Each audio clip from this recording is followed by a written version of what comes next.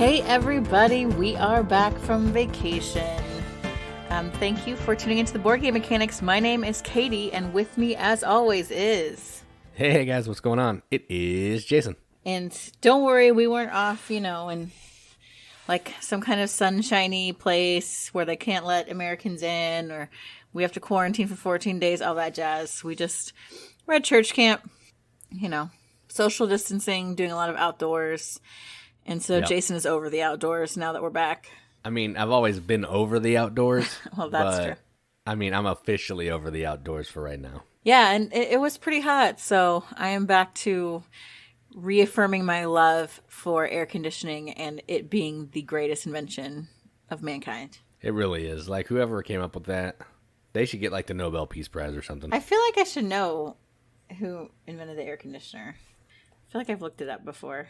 Yeah, probably, but we don't really care. I just want to have the air conditioner working. Wow, that's true. Willis Carrier. Oh, that makes sense. Yeah. That makes sense. He's credited with inventing the first modern air conditioner. The more you know. Board game mechanics, talking about board games and air conditioners. Now, the idea of using evaporated water or other liquids to cool off a muggy space came before Carrier's invention in 1902, but he is credited with the modern air conditioner. 1902? Really? All right, we're going to go down some rabbit hole. You need to just close that right now. I know. We got board games to talk about. I just love to learn new things. Before we talk about board games, I want to talk about people that I love from the Riveted. Katie's Fickle favorite time. So, as always, Mike Picorni is my favorite. I mean, that's like without saying. That's like asking me to pick a different Lancelot. He was obviously the best of the Knights of the Round Table. So, I mean, Mike sent those awesome upgraded components for my favorite game, Green Austria Hotel. And then today, just today, he sent me the file for print and play for the zombie expansion for Marrying Mr. Darcy, which I really like that game as well. But I haven't played it. We haven't played it in a while. And we had the Emma expansion. I don't even know if we played the Emma expansion. But I am a big fan of the book, Pride and Prejudice and Zombies, as well as the movie. And they're very different. And so I can't wait to put that into the game because I do like Marry Mr. Darcy quite a bit. And zombie fighting. So. Yeah, that's cool. Well, Mike is always my favorite. This week, from Obscurity, Dan from Board Game Rundown gave me a shout out on his show. Thank you. And although it makes me more nervous now because I feel like nobody cares about my news so I just pick random stuff that I like or I think seems cool. And this is the second time that you've mentioned something that I have mentioned on the news segment. And so now I'm a little freaked out about that. But Dan, thank you. You're my new favorite. After Dan did it, Tim tried to claim some glory as well, but Tim, it's not the same. From what I heard, you had no idea Dan was going to give me a shout out by name, so I'm sorry you fall a little short of the favorite this week. Try again There's always later. Next week. Right. You could send me something or, whatever. I mean, some people just know how to get into my favor and some people don't. I just don't know what to say about that. Yeah. He'll figure it out someday. That's true.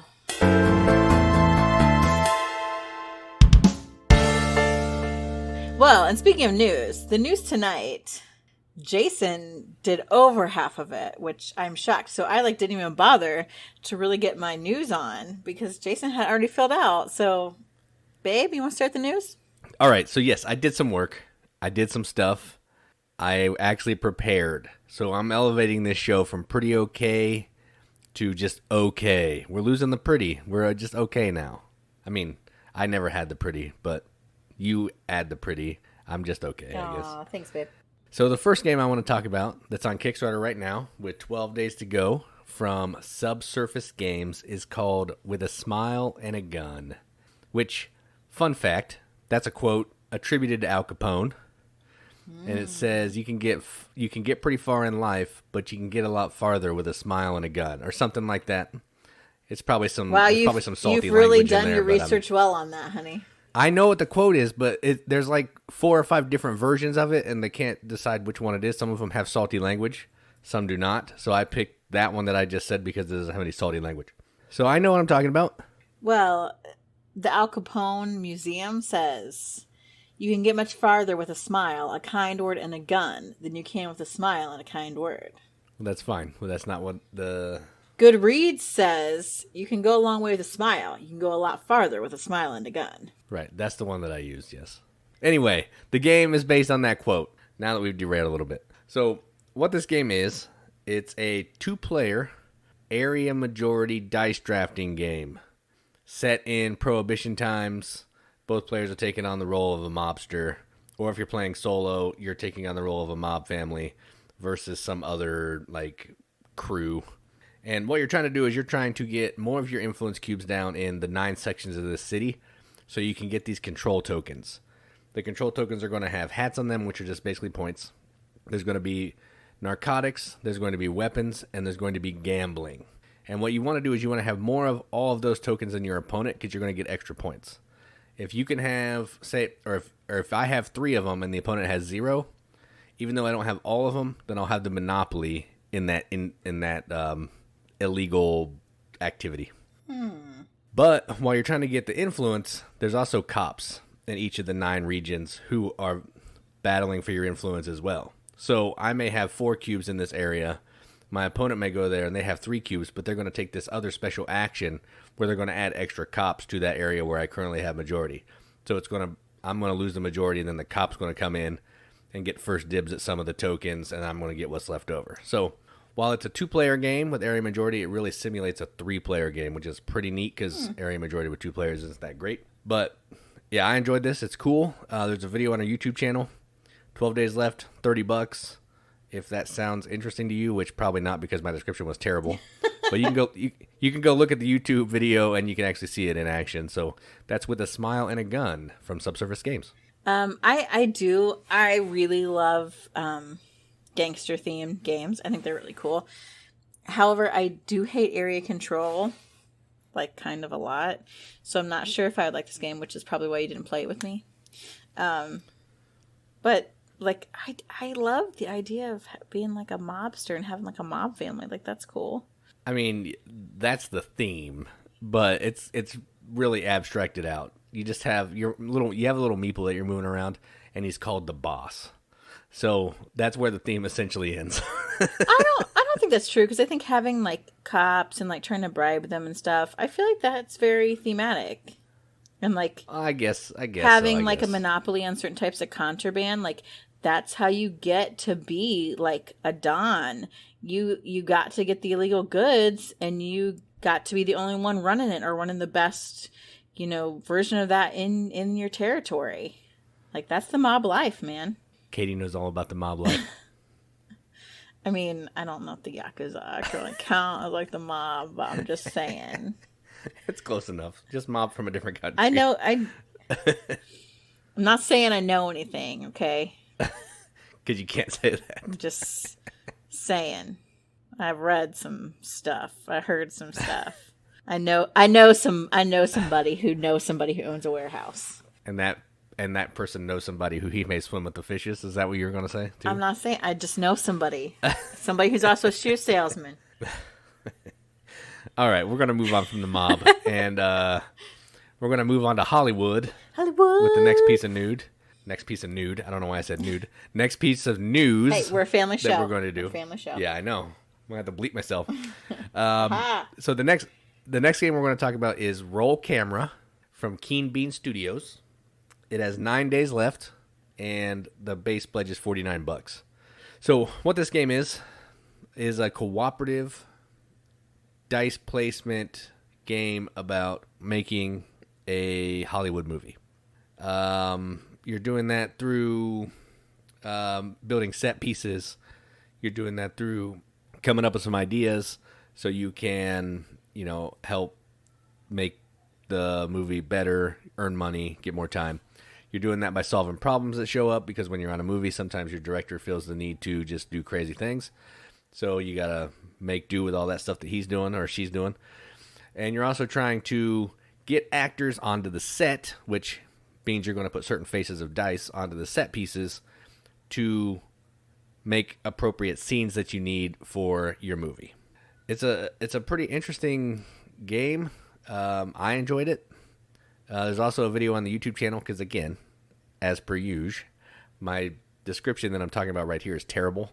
So just go watch it on YouTube, and you can just pretend like everything I said here is what really happens. So if that sounds cool, sounds interesting, go check it out on Kickstarter. Maybe throw some support. And if you're unsure, check out the video. Roll camera.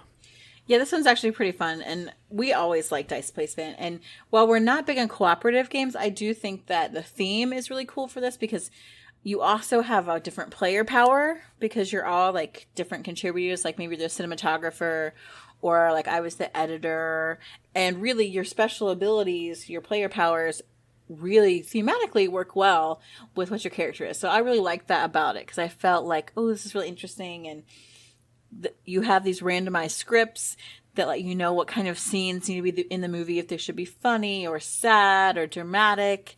And those are kind of changing around. And, you know, as always on a set, you know, problems come up. I actually really enjoyed this one. I would love to get a Kickstarter version of this. Yeah, I mentioned it to them. I don't think they liked my mentioning of it to them, but I do have to send it back, which kind of stinks, but maybe we'll get a final copy when it's done. Yeah, but it was a good game. It was fun. I liked it. All right, so that's all the news I got. I was going to talk about another one, but I like to have sets of 3. So if we would have had 4, and that would have been weird. So I'm done. So I'm going to let you go on with your piece of news. I only added 1 because I hadn't gotten to the rest of them that I was going to add. And then I thought, oh, Jason's got all this news. I shouldn't add that many, so I'll at least do my part and add 1 piece of news. And then he takes away 1 piece of news. Which, like, all the stuff that you were putting on here as news, I had in, like, my list to talk about as news. So the game I was going to talk about is pizza delivery. So if you want to talk about pizza delivery, go ahead and talk about pizza delivery. Well, I had it on there, but I didn't do all of my extra research because you had it on there. All right, fine. I'll talk about it. So before Katie gets into her last one, I also was going to talk about a game called Pizza Delivery. Again, pretty okay. We just make stuff up on the fly, and we're going to roll with it. Calling an audible. I'm calling an audible. So, Pizza Delivery is from a company 2d6.ee. I don't know what that means, but that's what they're called. And I can't remember how many days are left or how much money it was because I deleted it from the outline. I'll find out. But Katie will find that out while I tell you about the game. So, this is essentially a game where you're trying to get different types of pizza out of this deck, a deck of cards. And you're going to be using those pizzas to deliver to certain parts of the city that's on this little board out on the table. You're also trying to get certain types of pizza because you have a personal goal of like 2 or 3 different types of different pizzas that you want to deliver. So for every type of that pizza you deliver, you're going to get some extra points. It's a pretty, I think it's a family weight style pizza, like pick up and deliver set collection game. But I wanted to talk about it because I thought the theme was neat. Because there's not a ton of games about delivering pizzas or just pizza in general. So that seemed fun to me. So that's why I originally was going to talk about pizza delivery, and then I refrained. But it has 11 days left, and Katie is advising me per the outline that it costs $30 for this game if you want a copy. Again, there's not a ton on the Kickstarter page to really give you information. I don't even think there's any videos. So you're just going to have to read and kind of just see how the turn flows. But what I said is essentially the gist of it. Yeah, and we are very frequent utilizers of pizza delivery. So I feel like this is kind of like a fun version of that. And there's so much pick up and deliver games that why shouldn't you deliver pizza? And it has little unique shaped scooters and stuff. Scooters and a bike and a little pizza roller like to cut. It's pretty cute. All right, so now I talked about pizza delivery. So now you can go talk about your 25% of the news. I want to talk about a game that's it's about to wrap up. It's called the Shivers. And this is like a really unique kind of hybrid game where you're combining like RPG style stuff with board game. And the neat thing about it is the board is like this pop-up book. Like it's like these little different sections, like little rooms in this kind of haunted house that have little like piece, like they pull down, and so you've got pop-ups, so you can actually see like the fireplace, and there's cupboards, and they open because you can find clues in there because it's like a mystery. And I did want to cover this at first because I've seen it. It's been out on Kickstarter for a while. Obviously, there's only 6 days left, but I was like, oh, they're seeing so much buzz on it, and all the groups, like, and I'm a '90s kid, so I'm always like, whatever. I don't want to do something because everybody else likes it. Like, I'm against the grain. Blah, it's just dumb. You fit in well on this show. So then I actually looked at it, and it is so cool, and I want it so bad now. So you do have someone that kind of runs the game, they're the storyteller. And so I think with the base game, you get 8 booklets that help them tell a story. And then you slide these cards like behind the little like set pieces that you have that pop up so that you can find clues that new things are showing up. You pick a character and you let that character like play through the mystery. Oh my gosh, it looks so fun. And it's like really accessible for all ages. Like, it was specifically designed because the designer is like an engineer, and he wanted to design a game that would be like fun and like kind of mystery and intrigue with like a little bit of a role-playing element, but that was really accessible for his kids too, that he could play as a family. And this one's so cool. And like they just really took his prototype and like upped like his design. They got this great illustrator, and they got a person who's done like a ton of like really significant pop-up books to do the pop-up designs, and like they're magnetic, so like the rooms lock together, so when you play like a new story, and I think there are sequential, like you just shift the rooms around, you add the different backdrops, and bam, you're ready to go. It looks awesome, and I want it so bad. So the base game is $65, which I think is a pretty good deal for how intricate the stuff is for it. But what I really want is the $95 deluxe edition, because shut your mouth. Because it's got like these extra rooms that are like in the Kickstarter stretch goals, new scenarios and things, and other little standees of characters and stuff. Like, I just can't say no to that, because that to me feels like a really complete game. And so I know both of them are above Jason's price point, but man, this looks cool. So if you're interested in like role-playing games, or even just like slightly interested, because this would be a really easy intro into maybe deeper role playing, because it seems like you're kind of anchoring everything on these cool pop-up tiles. Like, check out the Shivers. 6 days left in Kickstarter, $65 for the base game, $95 for the deluxe edition. So does the pop-up book actually serve a purpose? Yeah, because you use it to look at, like, you can find clues within the little pop-ups. Like, you can open up cupboards and stuff. Okay, like it is essential. It's not just like there as like a background or whatever. Okay, yeah, I was like, I've never looked at this because it just seemed like something I wasn't interested in, but I wasn't sure if the pop-up book was just board, like part of the board that was irrelevant, just looked cool. But that is pretty neat that you're actually using it to play the game, so that's cool. No, I think you might like it because you like look for clues, you solve puzzles, and like I said, I think this is enough board game-ish that it wouldn't feel like super RPG for you. Gotcha. That's cool. Yeah, so it looks really cool. I think it looks really cool, and I really, really want it. But I know you're not going to back it. Yeah, you're probably right. Excellent. Thanks so much. Oh, there's like another thing I like about this is a custom die. So you roll it, and the sides say it works, it doesn't work, it kind of works, or it backfires. That's funny. So it's like a nice, like, you're not calculating like off of a D20 or anything. Like, it is super straightforward, and there's a magnifying glass to see those little teeny tiny clues.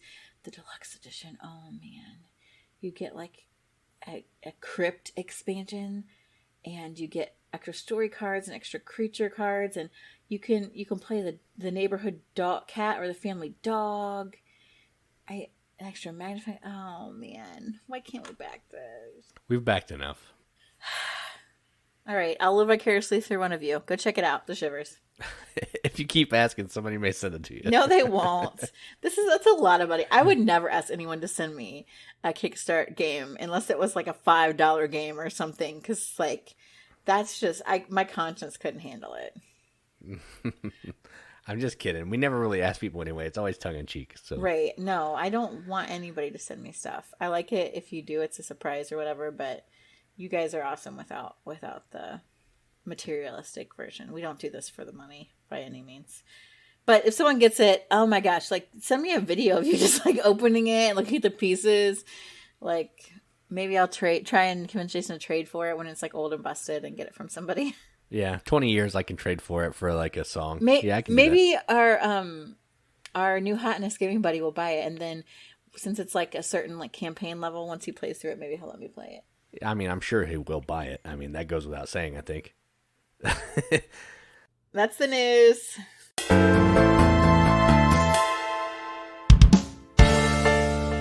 Okay, so let's talk about games played. And while we did play a fair amount of games while we were gone at camp, a lot of them were games that we have talked about before, that we play frequently because we love them.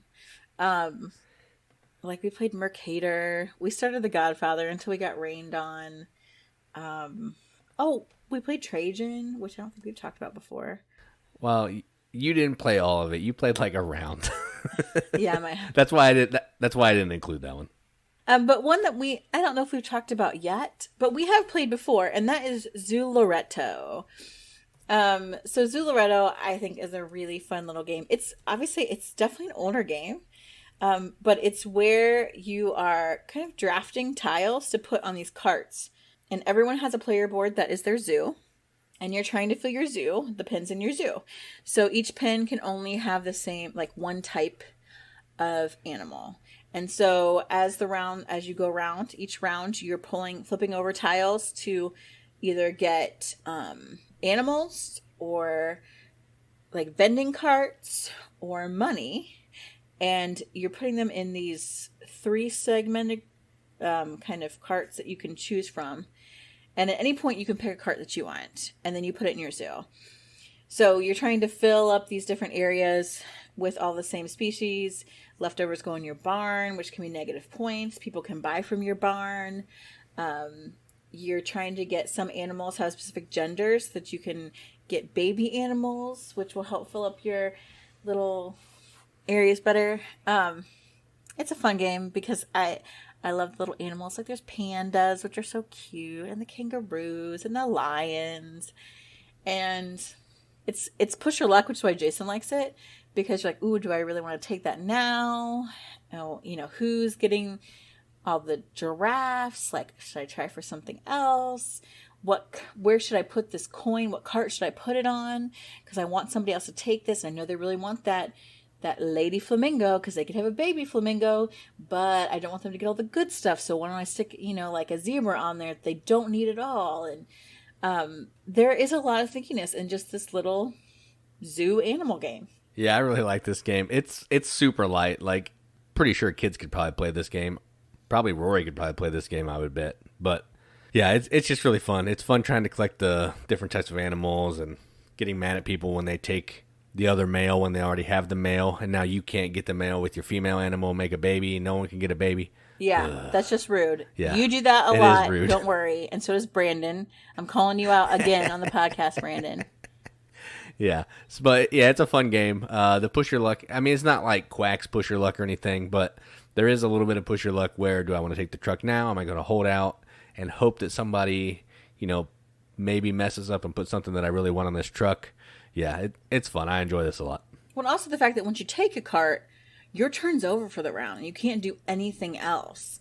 And so deciding, okay, am I really ready to take a cart now? Or do I want to try to switch some animals around? Do I want to buy an animal from somebody else's barn? Like, I think that it's not as light as it seems on the surface, especially if you're really trying to win.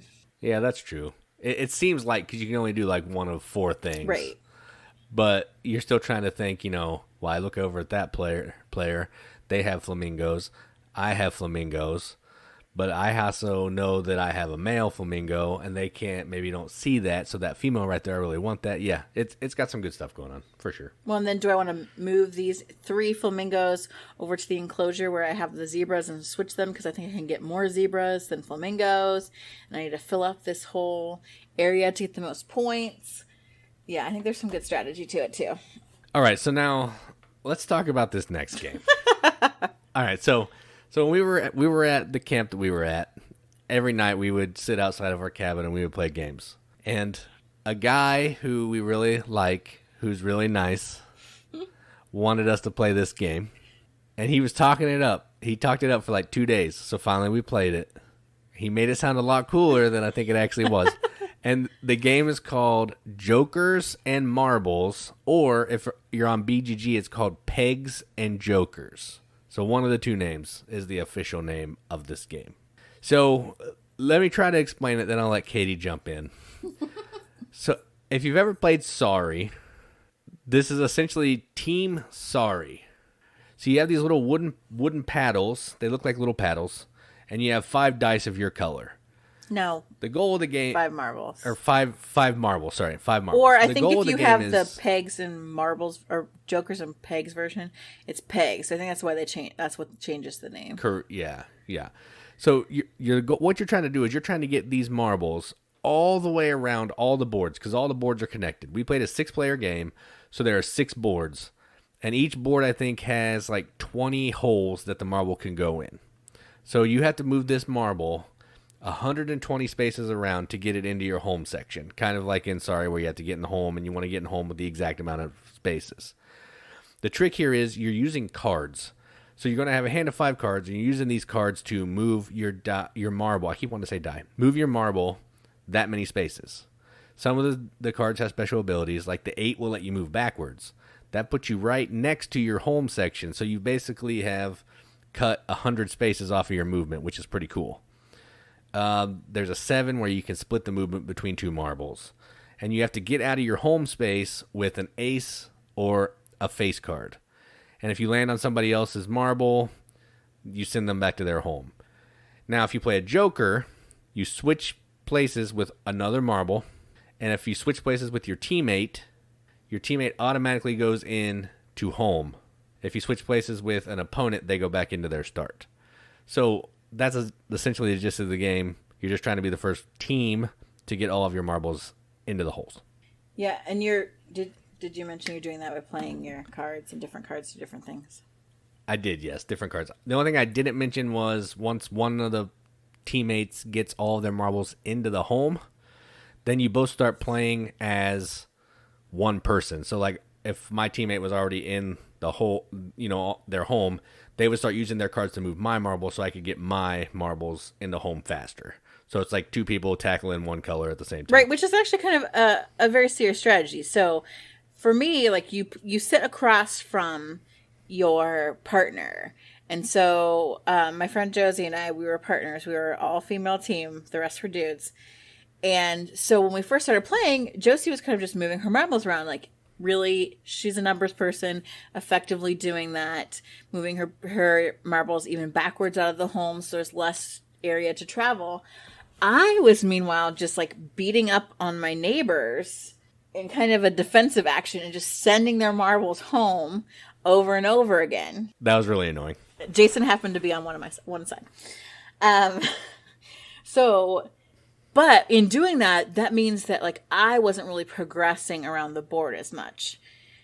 But that kind of gave her the opportunity to kind of have some ways cleared for her to get her marbles around the board. So I was sacrificing early in a defensive mode so that she could do the offensive. And then at the end, we're both working on my marbles. And that I think that's what gave us the win. That's a good strategy on our part, but... Yeah, I didn't actually hate this game as much as I thought I was going to. It was kind of entertaining. I don't love Sorry, but I mean, I do love card games, and I like marbles because I like that fiscal manipulative. It's a lot. Take that. Oh, yeah. It's 100% take that. That's all it is. So I think playing with a bigger group does make it more fun. And it's one of those games where you can, like, which we did, talk and catch up and do other things while you're playing it. And it's still a good time. It's not something I want to play, every week. But it still wasn't bad. It was all right. Pretty okay. Yeah. Yeah. I like it about 1 billion times better than Sorry. Mm-hmm. But, I mean... Yeah, a lot of it was just because we were hanging out and chatting and just getting into it, and Justin kept getting stuck for like 12 turns. That was pretty funny, too. Yeah, I kept drawing like a face card right after him just to rub it in. That's a good time. Yeah, it was funny. All right, so the last game is another interesting one that's kind of outside of our box of stuff, I guess. For real. And it is called Perudo, or Liar's Dice, or Pirate's Dice, whatever you want to call it. But it's famously been called Liar's Dice. That's probably the most common version. And, yeah, I like this game. So I'm not going to talk about this one. I'll let Katie talk about it, then I'll give some thoughts at the end. Why do you want me to talk about it? I don't like this game. I think it's stupid. That's why I want you to talk about it. Everybody has a cup and 5 dice. You shake them up. You flip it over. You look at the dice, and you're like, oh, I think there are this many of this number dice all around the table. Which I think that's ridiculous. How am I supposed to know? So you could Perudo, like when you think someone's not right, you can say Perudo, and then they have to prove it. Like, I don't know. So at first we started playing it. I'm like, how do I even know what to say? I'm looking at 5 dice out of 20 because we were playing a 4-player game. I'm like, how am I supposed to know based on 20 out of 5%? So a lot of it is like manipulating other people into making big bets that you can Perudo, and that's not a lot of it. That's all of it. that is the game. I don't know. So like at first I lost like 2 dice right away, and then I ended up winning. I was close. All right, so let me tell you about the stuff that Katie didn't talk about because she hates this. So, because it's dumb. You have 5 dice. When you're rolling your dice, I explained exactly how to play it. You didn't mention the wilds. So the ones are wild. So say I rolled 3 2s, a 1, and a 3. I effectively have 4 2s. 4 2 3s. So or 2 3s, whatever. So I'm looking at my dice and I say, man, I have 4 of this number. Out of 20 dice, I have 4 of these. There's got to be like 4 or 5 more out there across all the rest of the dice. So I'd say 6 4s. And then somebody's like, well, I have 4 4s. There's got to be more than that. Then they'll keep raising it up. So eventually you're going to get yourself into this corner where you either have to call somebody's bluff or you just got to keep going higher because you don't want to call anybody's bluff and get knocked out. So I like that. I think it's fun. It's like push your luck type thing. I like it. I felt like it was a waste of time. When it was over, I was like, thank goodness. I don't know. I actually liked it. I didn't like it at first, but then by the time we got to the end, I was having a good time. It's fun. I'm turning into a non-heavy gamer. Yeah, I'm starting to play Sorry. Not even non-heavy games, like terrible games. Like that game is like, you could take rocks and like mark colors on them and then like decide, okay, I think that 3 people got pink rocks. Like, I mean, you just don't know. Like, no. All right, well, let's end on that high note for gaming with Perudo. And let's actually move into the topic that you've all been waiting for since we started talking 40 minutes ago.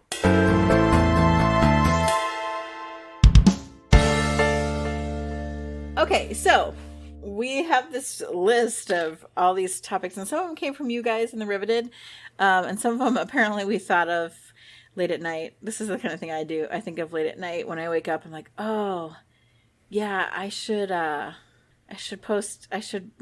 a podcast on that. Yeah, let me write it down on a note on my phone. And then later I'm like, where'd that come from? So this may have been one of those. I'm not sure. But we wanted to look, at first I saw it was the top, looking at games outside the BGG's top 1,000.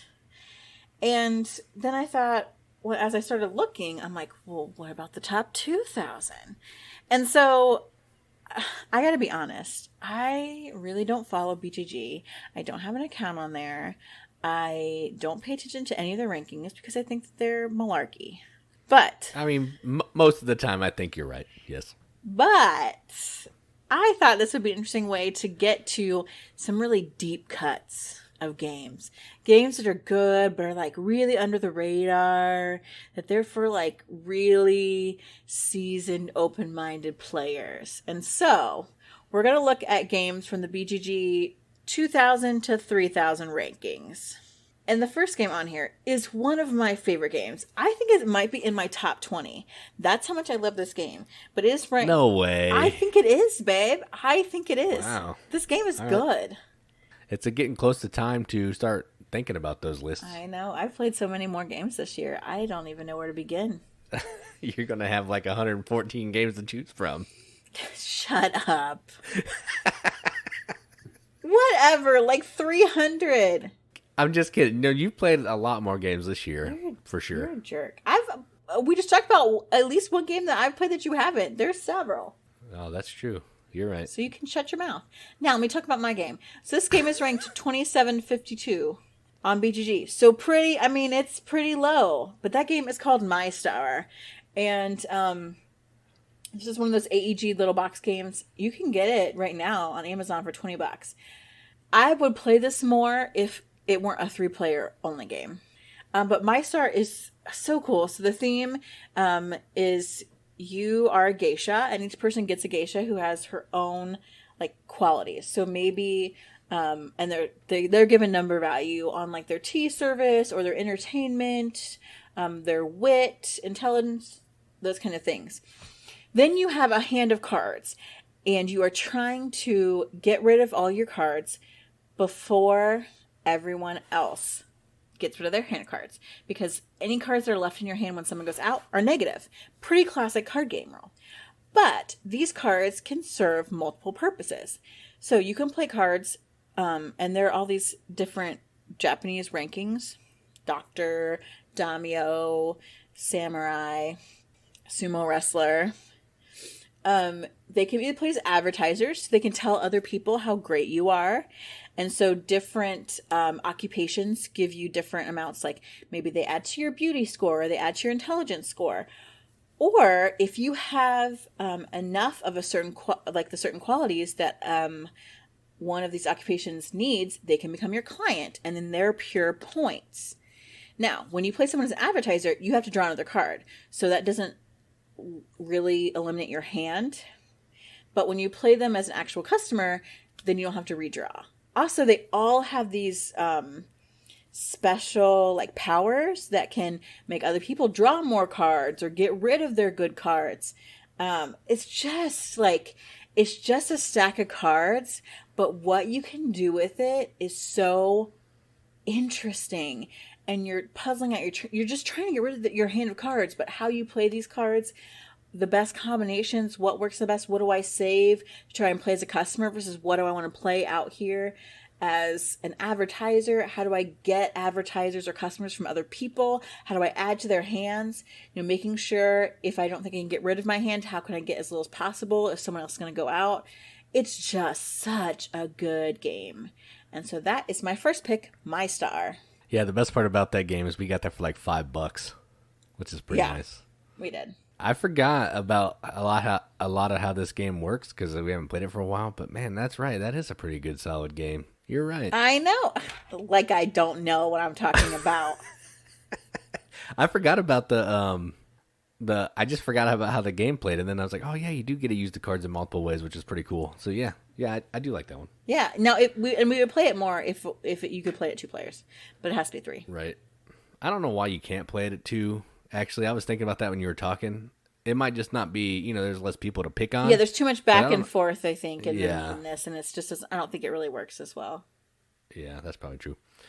All right, so before I talk about my first one, I ranked mine from the closest to 3,000 down to the closest to 2,000. I did too. So, all right, yeah. So I just wanted to say that. So we're going to go from the lowest ranked game to the highest ranked of this 1,000. So the first game I'm going to talk about is number 2,716 on Board Game Geek. It is from designer Bruno Catala, and it is called Madam Ching. And we moved on from Japan, and now we're in China. And we're going to be, in this one, you're taking on the role of pirates. You're trying to move your little junk boats around by playing cards in either the same color or different colors and higher numbers to move either straight or diagonal along this board to get as far as you can, to get to the highest number that you can to score the most points. If you play the same color, your boat moves straight. If you play a different color, then your boat starts moving diagonal. And you're also trying to do some set collection of these little, there's like lanterns and swords. And once you can get so many of these different types of things, you're going to get these extra bonus point cards that are just going to help you win the game. So I really like this game. It's not super deep. You play over about 4 rounds, so it does get maybe a little repetitive. But again, we got this one for like $10. Bruno Catala is a really cool designer, makes pretty good games that I enjoy. So that's Madam Ching, my number 1, or my number 3, I guess. Yeah, I like this game, but it is very casual. I think the artwork is really pretty. And what I also love is it's based on a historical character, Madam Ching, who was a female Chinese pirate, which I think is incredibly dope and such a cool part of history that we don't know a lot about. So that is really cool. And her card looks awesome too. I think she might be on the cover too, but the card, she looks way cooler. Yeah, she is on the cover, but she's cool. What I didn't mention, I just want to backpedal back to My Star. Seiji Kanai was the designer of My Star, which is another reason why it's so awesome, because the love letter guy. Yeah. Yep. So he's so great at like little card games and making like the most out of just a few cards. But moving on. So that was my closest to 3,000. The next one is ranked 2,532, and that is another little card game called Council of Verona. Number one, I love little card games. Like, if you can pack all like the fun, the strategy of a big box game into a little card game, I think that's genius. And I don't know. I just think that there's something really special about that. It's like when people can write amazing short stories, it does the same thing for me with these little games. Also, this game that I picked, I love it because of its subject matter. So this game is called Council of Verona, and it is set in the world of Romeo and Juliet. So again, it's a card game. You have all the characters from Romeo and Juliet. You've got Romeo and Juliet, you've got the nurse, you've got Paris, and Lord Capulet and Lady Capulet, and Lord Montague and Lady Montague. And what you're trying to do is it's like a bluffing deduction kind of game. So you have a hand of cards, and on your turn, you are playing a card, and you either can put the card on the council. So the prince is trying to develop a council to help kind of get the conflict out of Verona, because obviously they have some gang issues in Verona. So you're putting people on the council, and then you can send some people into exile. So also, as you're playing these cards in either exile or on the council, they have powers that allow you to move people around to the council, off the council. And then there are certain cards that have influence on them.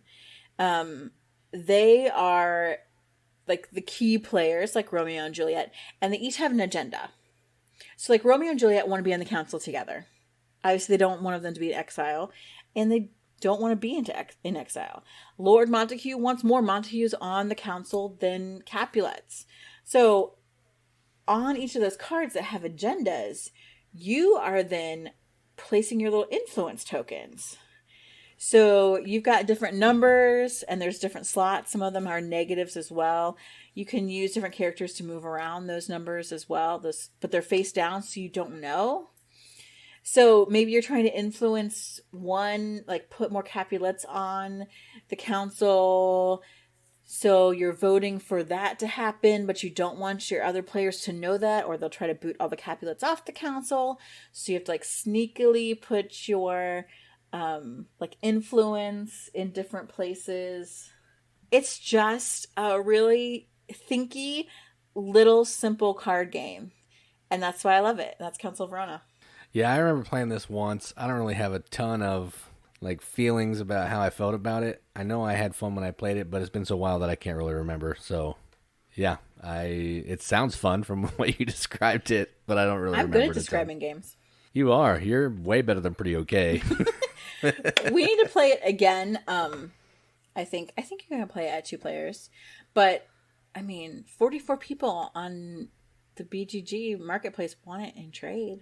Wow. We have the expansion too, but we haven't played with that. Oh, I didn't even know that. Yeah, it's like little event cards, I think, that go with it. It's $20 on Amazon. That's cool. But yeah, and I love Shakespeare, so yeah, you can play it at 2 players. We should play it. And it's quick. It's quick. It's like maybe 20 minutes at the most. Sounds like a live play. Oh, maybe. So yeah, Council of Verona. It's my second choice. 2532. All right, so my second choice is a game that Katie doesn't like. It's a new, I think it's the latest game from Days of Wonder, if not the latest, the one that came out last year. Or, I don't know. It's pretty recent. But it's from Days of Wonder. Pretty new. Yeah, pretty recent. It's number 2611, and it's called Deep Blue. This is from the designers who did Copenhagen, and one of the designers did Flamme Rouge, the little bike racing game. And what you're doing in this is you have a couple boats, and you're trying to move these boats around to different wreck sites, and you're going to be diving to collect different types of artifacts, gems, treasures, and all that stuff. The way the diving works is you're drawing things out of a bag, kind of like Quacks of Quedlinburg style, and you're trying not to bust by getting certain colors of gems. You don't want to run out of oxygen, which is getting too many blue gems, and you don't want the sea monsters to come and attack you, which are black gems. And when the dive leader is pulling out gems, they're going to score points based on the gems that come out. But everybody else who's on the tile who's sharing in the dive, so say I'm the dive leader and Katie comes along and puts her boat on that dive space as well when I'm diving, she can play cards from her hand to be able to score gems when they're pulled out of the bag. So every time you pull a gem, people are allowed to play cards to score points to just get the most value out of the dive that they can. That's essentially the game. The game's going to end when you find 4 sunken city tiles on the map of, I think there's like 15 tiles. And once you find those 4 city tiles, the game's going to be over. Whoever has the most money from all the goods that they found and sold is the winner. Push your luck, a little bit of interesting card play.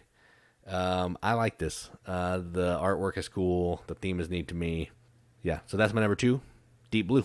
I don't hate this game. I just don't want to play it. Which I don't know if that makes sense. Like, it's okay. I just feel like there's no chance of winning for me. Like you can't mitigate the luck enough. Sure you can. You can get cards that have the extra blue die or blue gems. You can get cards that negate a black gem, all that stuff. Yeah, but it's so hard to get multiples of them, and you could have a bunch pulled out. Like, I mean, it's okay. I just don't really love it. I don't know. But I'm glad you like it. Yeah, I like it. It's push your luck. It's it's not a super like deep complex game, but I always like pulling things out of a bag and seeing what happens. So that's kind of why I like this one, I think. That is true. All right, so my last game is one that we have talked about before, and it's actually like a party game. So this is number 2322, and it is Ladies and Gentlemen. So I think Lebelude owns it right now. Yes, that's correct. Yep. Look at me. I do my research because I wouldn't know it anyway. Because you're not Pretty Okay, because you're better than Pretty Okay. I had to research it because I don't actually know who publishes any of this or who designs any of it. I'm terrible at it. But Ladies and Gentlemen is a fun game. It plays the lowest player count is 4. It really is a sweet spot about 6 or 8 players, I'd say. You can play up to 12, which is obscene. You want to play 12. But what I love about Ladies and Gentlemen is you play it in partners. So one person plays as a lady and one person plays as a gentleman. Gender does not matter. No, doesn't matter at all. The gentlemen go to the stock market and they just basically flip over tiles. I don't understand what the gentlemen do at all. I've never played that side because it seems dumb. But it's not the greatest. It's not the greatest. They flip stuff over and I think they try to get like sets or whatever to get money. Correct. Yes. Yeah. So they're basically somehow making money on their side. On the ladies' side of the table, the ladies have a bit more complicated, I think, process where you have to put together an outfit that is the best outfit for the ball in the evening. So you are going to certain stores. You have to pick a store before you go shopping. You're locked into that store. There's some card drafting going on. You're looking for things that have stars, which is their prestige. And then you also are limited to a couple designers because you don't want to be gauche and just wear any designer at any time. And so you're kind of looking through and you can only have one type of item, like one hat, one dress, what have you. But at the end of the day, you have to send your purchases, well, your potential purchases over to whoever's playing the gentleman to decide if they are willing to pay for these or not. And so there's no other communication that can happen. And so you could send over a bunch of things and say, okay, well, I'll just let him pick whichever one he thinks we can afford. You don't know how much money they have. You don't know how much money they're going to have.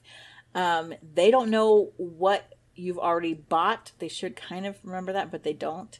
They don't know if you have 5 of one thing or whatever. It's hard work working at the stock market, okay? I can't remember what I just bought you yesterday. Apparently. So, like the fun part of it is you can really get into your roles, and like some people we played with use accents because for some reason when you're a lady who just shops at a gentleman that just works at the stock market, you have to have some kind of sophisticated accent when you play it.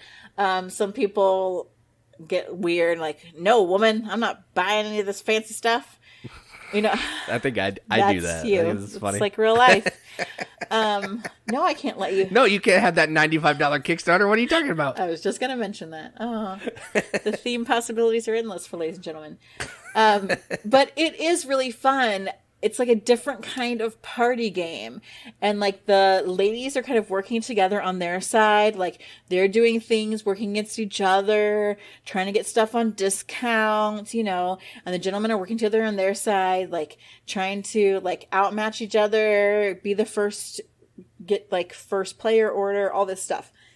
So it's just really a fun game. Like it's totally a good time. And it's ranked 2,322 on BGG, and that is ladies and gentlemen. Yeah, I haven't played the lady side yet, but I want to. But the guy's side is basically you are only allowed to use one hand, and there's this little pile of tokens. You have to reach in with one hand, flip a token, see what it is, see if you want it, because you're trying to collect different sets to fulfill these like job contract things. So you're trying to see if you want it. If not, you put it back down. So there's a little bit of memory because you don't want to keep grabbing the same, you know, thing that you can look at because you're wasting time. And you're allowed to grab 3 different tokens plus a turn order. So like once I get some tokens, I grab turn order, then I'm done. But if I grab 2 tokens and then turn order, then I'm done. Because you got to make sure you don't grab turn order, you don't keep turn order until you're all the way done. So that's essentially what the guy side does. Yeah, I'd like to play the other side and kind of figure it out so that I'd be able to teach this game if you were around. As it is, what happens is usually Jason and I'll play it. He'll teach the gentleman's side, I'll teach the lady's side, and then we'll play it out. So I'd like to learn the other side, but it's a fun time. Yeah, it's a silly game. It's not even really that much of a game, honestly, but it's just fun to play. All right, so my last one is a Simon game, Eric M. Lang game. What? And Antoine Bauza. So he's bringing it down from the craziness to the lightweight stuff here. And that is number 2,297 on Board Game Geek, and it is called Victorian Masterminds. So we've actually played this a decent amount of times. Mm-hmm. I traded for it first. I don't even remember what I traded for it, but it looked interesting to me. I watched a review. I was like, oh, that theme's kind of neat. It's got arbitrary minis that could just be cubes or whatever, so I don't mind that. And what you're doing in this game is it's kind of a worker placement game, sort of, where you have these little like gears that are going to be your workers. Each worker is going to have a special ability. You're going to take the worker and you're going to go to one of these 5 different locations that represent a big city across the world. And you're going to put your worker face down. So no one really knows what you put at these areas. Once there are 3 workers at each of these cities, you're going to fire off the action. So you'll take the stack and you'll flip it so they're face up. Then you're going to resolve the ability. You're going to resolve the action of the space that you go to, because every city gives you a different type of resource or something. And then you're going to do the ability on your character, unless your character gets negated, because there's one character that negates the character directly below, which is really jerky. So all you're trying to do is you're trying to, I always call it crush these buildings, but you're trying to snatch up buildings. You're trying to build your doomsday device, and you're trying to just stay ahead of the Secret Service in your firepower so they can not keep you from snatching up buildings and doing what you need to do. It's a pretty simple game. It's like a little bit of set collection, a little bit of, I don't know, mostly set collection because you're trying to get bolts and metal to build your Doomsday device to get points and all that stuff. So yeah, it's a simple game, but for some reason it's stupid fun, and I like playing it. So my number 1 on this list, because it's closest to 2000, is Victorian Masterminds. Yeah, I like this game. We talked about this the other week in components, like mentioned, how like the gears are cool. The artwork is really awesome. And I actually love the minis because they're like all these cool little buildings like Big Ben and the Eiffel Tower. But every time we play it, I'm like, oh, this game is really fun. Like, just like thinking where you're going to place your workers and how they're going to roll out and when they are and what parts you're going to build to give you different stuff, like an engine kind of thing. It's really great. I like it a lot. Yeah, and it plays in about like 30 to 45 minutes too, which is nice. So it's like real fast, it's fun, and it's a good time. Yeah, I like this one a lot. Yeah. So I had several honorable mentions that I really love. Wreck Raiders, which is 2005, just caught in that 2000 mark. It's cute. It's really pretty simple little set collection type game where you're rolling, chucking dice, and I like that. Dice placement. Rising 5, which everyone tells me is Mastermind rethemed, but I've never played Mastermind, so I like that game a lot. It's a really fun cooperative. It's more of a game than Mastermind, but the main gist is Mastermind. Kill Dr. Lucky, which I played when Cheap Ass first made it, and it was just cardboard, and you had to provide your own player components and everything for it, and you just unfolded the box, which was the board. I have a soft spot for that. That's $23.84. Illimat, which is $25.40. It's not like euchre, but it has trick taking involved in it, and there's just something so cool about it. I really like that. London Dread is $25.58. Again, a cooperative game that I think is really neat. Jason still doesn't know if he likes it or not, but that game is fun. Yeah, still not sure. It's really fun. I also like Dark Tales, which is $26.65, and we have, I think, every single expansion. Yes. For that one. The card's really great size. The artwork is amazing. And we've played it with all of the expansions together. I don't like that. I think you should play one at a time so that things don't get kind of all garbled up. But each one has a really neat goal that goes with the theme of whatever fairy tale is representing. And that's really fun. I love good card games. And then 2721 is Caper, which is one of the best 2-player card games. From Keymaster, who at this point for me can do no wrong. The artwork is amazing, and it's so fun. Yeah, so I have some honorable mentions as well. I actually took off the ones that I had on my list that Katie had, and the overlaps would have been Wreck Raiders, because that game is amazing. Illimat, which I've played a whole ton. We actually played that at the church camp we were at, which is kind of weird because it looks like it has tarot cards, but that's a whole other story for another day. Dark Tales is really good. That was on my list. I really like this game because the art is gorgeous. It's mostly just draw a card, play a card, but it's super fun. And Caper was also on my list, but I took it off because you talked about it. The ones that are different that I have is Queen's Necklace. It's number 2120. A little set collection game where you're trying to build some, or not build, but make some jewelry set in the Three Musketeers universe. Space Explorers, which is 2150. It's like a more gamery version of Splendor. Spirits of the Rice Paddy, 2,531, which seems really low for this game because PDB. A lot of it's Philip DeBerry. A lot of reviewers love it. It's just crazy that it's so low. I don't know. If I didn't say that, it's 2,531. And the last one that I have on mine is called Order of the Gilded Compass, 2,743. It's like a Yahtzee style dice placement game where you're trying to collect different types of sunken treasure and artifacts and stuff. Just a good time. So those are my honorable mentions. There are a lot of games from 2000 to 3000 on the BGG rankings that we really like, that we actually played quite a bit. So that's why I think that the ranking system is crap. But what about you? What are some of your favorite deep cuts, as it were, of board games that are down in that 2000 to 3000 ranking that maybe we did mention? Let us know. Find us on Facebook. Join the Riveted. Hit us up on Instagram, Twitter. definitely our YouTube page. Subscribe, like. Jason's got videos out the wazoo, and I have like 5 on there. We love to hear from you guys, and we love to know what you think about the games that are out there, and help us find new games that are maybe flying under the radar. So yeah. Yeah, I second all that. Second it. Well, that's all I got for tonight. Me too. I just want to give a shout out. If you haven't, go check out Board Game Rundown. It's a pretty cool video. It's like a video version of a podcast. I don't know if they actually have a podcast, but they basically do like a video of a top 5 list, top 10 list, whatever they want to do. So go check them out. That's Tim and Dan, who is now Katie's favorite. And they do that weekly or every 2 weeks, but you can check them out on YouTube. It's a good show. All right. Well, at the time of this recording, it is getting late and I'm getting sleepy. I've also been watching a lot of documentaries on National Geographic, which puts Jason to sleep like immediately. No, I don't mind it. Like, it just depends who the narrator is. Like, J.K. Simmons is the new one. He's sweet. Yeah, I'm watching Wild Hawaii. Very interesting. I watched this like aerial tour of Japan. Amazing. I gotta go. All right. So I gotta get back to my documentaries. I've been Katie. And I'm Jason. Keep gaming, everybody. Keep gaming, and let's watch documentaries.